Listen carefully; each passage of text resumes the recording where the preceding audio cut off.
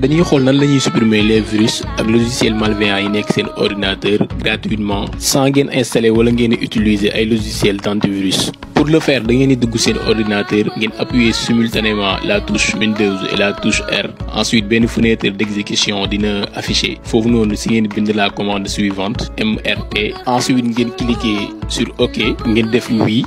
suivant puis ngeen xaar analyse bi terminée pour que mu mën a supprimer virus. Donc c'était ça la vidéo, n'oubliez pas de liker et de vous abonner. Naka la ñuy def ngir mën a récupérer la clé de produit de Windows, c'est-à-dire voir la licence de votre Windows sur n'importe quel système grâce à li nga xam ni moom mooy invite de commande. Pour le faire, c'est pas difficile. Il suffit juste de taper une simple ligne de commande et ensuite la licence s'affiche immédiatement. N'oubliez pas de liker et de vous abonner si ce n'est pas encore fait. Et maintenant, on démarre. Donc, dañuy lancer invite de commande. Pour le faire, am na méthode yu bari, mais je vais passer par cette méthode. Damay ñëw fii ñu bind taper ici pour rechercher. Ensuite, mu bind invite de commande. soo commencé li nga gis ne mi ngi la koy suggérer ci kaw nga ñëw fi ñu bind ouvrir nga cliquer mu ouvrir logiciel bi ko ouvrir am na benn code bu ma def ci commentaire yi sous les commentaires code boobu boo copier mu ngi ko coller directement ci invite de commande. Après nga cliquer sur entrée code bi moom moo nekk nii moo commencé WMIC jeexee product key. Léegi soo ko bindee ba pare da ngay cliquer sur la touche entrée dina am benn code bu mu def ci suuf séparé par des tirets. Loolu noonu moom moo nekk la licence de Windows. Donc di nga ko mën a utiliser pour activer yeneen ordinateur fekkee ne licence bi expiré wul. Vidéo tey bi loolu la woon, c'était pour vous montrer nan ngeen di def pour récupérer la clé de produit de Windows. Encore une fois, n'oubliez pas de liker et de vous abonner. Je vous dis à plus.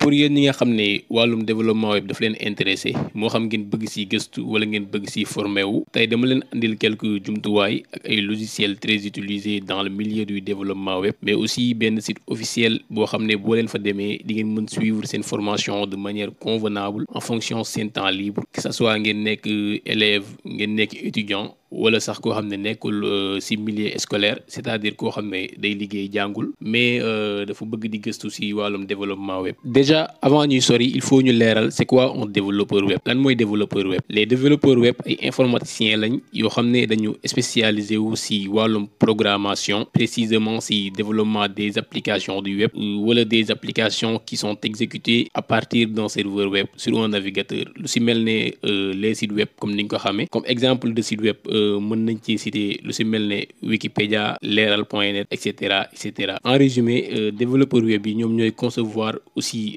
ñoom ñooy réaliser les sites web de A à Z. Bu ko defee mën nañ ñëw ci jumtuwaay ak outils yi nga xam ne dinañ ko yittewoo pour mën a débuter ci programmation. Pour les débutants 2 outils rek lañ soxla pour mën a tàmbale li nga xam ne moom mooy développement web bi ci njëkk mooy un éditeur de texte. Lan mooy éditeur de texte. Les éditeurs de texte ay logiciels lañ yoo xam ne ñoo lay permettre nga mën a bind say code de manière lisible et détaillée comme ça dinañ mën a faciliter lecture bi moom mooy gën a leer quoi. Éditeur de texte yi nag bari na y en a plusieurs sur le net des dizaines et des dizaines. En plus ñoom ñoo bokk même fonctionnement même fonction dañ lay permettre ngay bind say code traiter ko de manière lisible. On peut aussi donner des exemples d'éditeurs de texte yi nga xam ne ñoom ñoo gën a siiw yu si demee ne Visual Studio Code am na aussi ñuy utiliser Sublime Text am na aussi Atom et cetera et cetera. Pour plus d'informations mën ngeen dem Google ngeen bind liste des éditeurs de texte comme ça di ngeen am foofu une longue liste ngeen choisir éditeur de texte bi ngeen jàpp ni moom moo leen gën a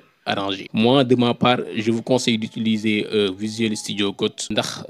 c'est très pratique aussi ñi yëngu ci wàllum développement web ñu bari moom la ñuy utiliser. Comme niñ ko waxee woon les débutants ñaari jumtuwaay la ñu yittewoo pour mën a def li nga xam ne moom mooy développement web bi ci njëkk moom lañ expliquer noonu ba pare moom mooy un éditeur de texte bi ci topp nag moom mooy un navigateur. Navigateur moom defe naa ne kenn du leen ko présenter ndax yéen ñëpp koy utiliser au quotidien. Les navigateurs ay logiciels lañ ay moteur de recherche yoo xam ne ñoo lay permettre ngay mën a visiter les sites internet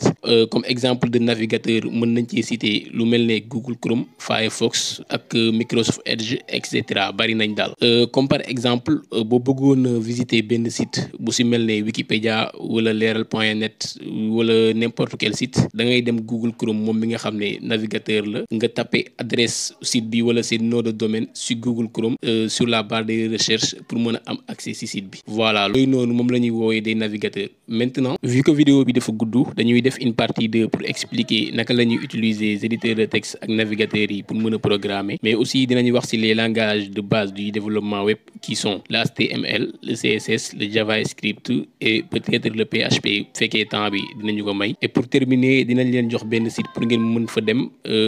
jàng langage de base yooyu noonu de A à Z donc on se capte pour la partie 2.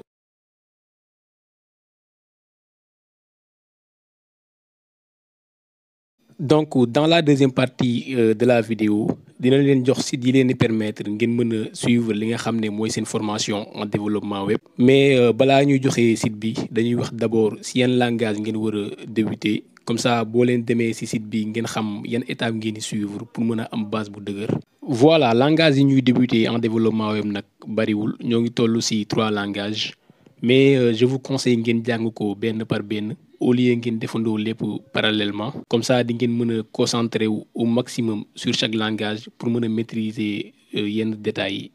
bi si njëkk nag mooy le HTML lan mooy HTML moo ngi signifier en anglais Hypertext Markup Language c'est un langage informatique de balisage conçu pour représenter les pages web c'est-à-dire moom mooy langage bi nga xam ne moo lay permettre nga mën a créer li ñuy woowee site web wala site internet comme ni ñu koy faral di waxee. Par exemple boo bëggee bind say texte lu mel ne ay article ci sa site web am na ay fonction HTML yoo xam ne ñoo lay permettre nga mën ko def naka noonu tamit boo bëggee intégrer ay vidéo wala photo wala ay musique ci sa page internet am na aussi ay fonction HTML yoo xam ne ñoo lay permettre nga def ko. Boo bëggee créer aussi li nga xam ne moom mooy formulaire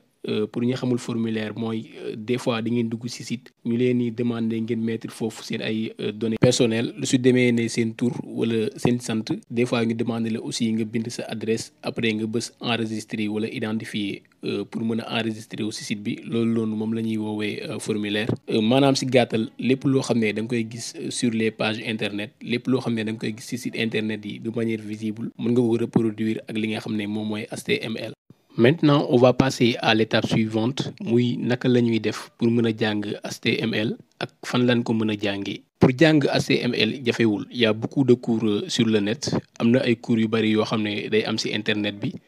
mais de ma part dinaa leen jox un excellent site boo xam ne ñu bari fa lañ jàngee et je pense que amuñu morom ci domaine boobu d'ailleurs sax c'est le site officiel si je ne me trompe pas. Voilà site bi moo nekk nii W3C la tudd. Soo demee Google boo ko bindee di nga ko fekk foofu d'ailleurs boo duggee ci site bi di nga mën a jàng foofu langage de programmation de base du web yi ñu cité yëpp lu ci demee ne HTML CSS JavaScript ba ci ay Python yeneen langage yi mën nga ko jàngee foofu mais pour l'instant loolu ñoraguñu dañuy wax d'abord ci naka la ñuy jàngee HTML ci biir site bi. Maintenant on va passer à la pratique ma won leen naka la ñuy jàngee HTML ci site bi. Pour le faire c'est simple da ngeen dem seen navigateur bi ngeen utiliser ngeen cliquer. léegi boo leen cliquer ngeen patienter connexion bi normal ensuite sur la barre de recherche nga bind W3C comme je l'ai écrit ici ensuite nga préciser HTML comme ça mu yóbbu la directement ci lien HTML bi boo duggee premier lien bi nekk ci kaw moom moo nekk nii seen adresse mu am W3 School nga cliquer foofu boo cliquer interface site bi moom moo nekk nii aussi interface bu simple la mais site bi en anglais la nekk da nga koy traduire en français. Navigateurs yi de base dañuy am fonctionnalité yooyu boo xoolee à gauche menu bi nekk fii nii fi la lay jàngale boo duggee accueil moom moo nekk nii ici am nga introduction HTML daf lay introduire wax la lan mooy HTML et tout ça léegi partie boo jeexal da ngay cliquer partie bi ci topp je vais vous montrer bu ma cliquer ci introduction li may wan voilà sant bi moo ngi bind fii qu'est-ce que l'HTML signification yi et tout ça ensuite boo wàccee daf lay jox ay exemples yu précis code yi moom moo nekk nii bu fekkee comprendre boo copier code yi da nga koy coller ci sa éditeur de texte comme ça boo demee foofu nga gën a mën a comprendre nan lay fonctionner. voilà loolu moo nekk site bi moom moo nekk fi ngeen mën a jàngee HTML maintenant dañuy passer ci CSS. comme le HTML CSS aussi langage d'informatique la mais ñoom ñaar seen fonction yi bokkuñ li ñuy def comme ni ñu ko waxee HTML moom moo lay permettre nga mën a bind sa page web mais CSS moom mooy def li nga xam ne moom mooy mise en page bi c'est-à-dire rafetalu site web bi li siy dem CSS nga koy defee lu si demee ne bordure yi mettre en couleur changer image de fond.